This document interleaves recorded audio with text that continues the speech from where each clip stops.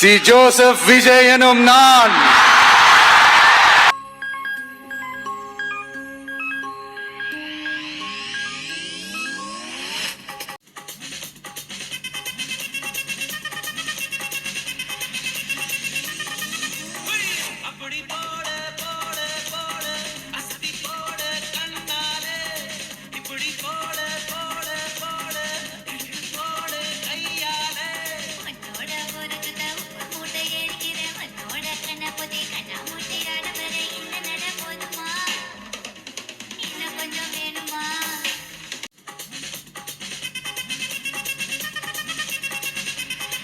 மாதிரிதான், உங்க குடும்பத்துல ஒருத்த மாதிரிதான், உங்க புள்ள மாதிரிதான்.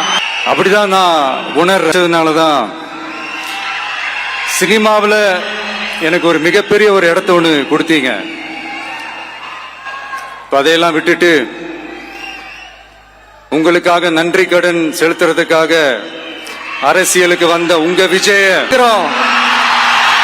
தம்பி நீ வா, நாங்க இருக்கோம். விஜய் தம்பி நீ வா, நாங்க இருக்கோம்.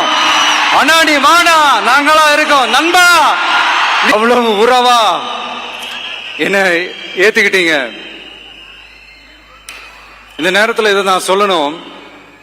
இந்த டிராவல்ல, இந்த ப்ராசஸ்ல எனக்கு எவ்வளவோ கஷ்டங்கள், எனக்கு எவ்வளவோ இந்த அவமானப்படுத்தினதெல்லாம் ஒரு பக்கம் இருந்தாலும், எனக்காக கூட நின்ன உங்களுக்கும் அதே மாதிரி கஷ்டங்கள் அதே மாதிரி எடுத்துக்காம, அதையெல்லாம் நீங்க பொருட்டாவே எடுத்துக்காம, என்னோட வலிகளை, என்னோட வேதனைகளை உங்களோட தான் நினைச்சுக்கிறீங்க.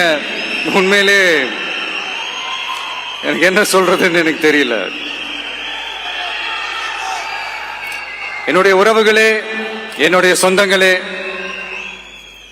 நான் ஒன்னும் தேவ தூதன்லாம் கிடையாது.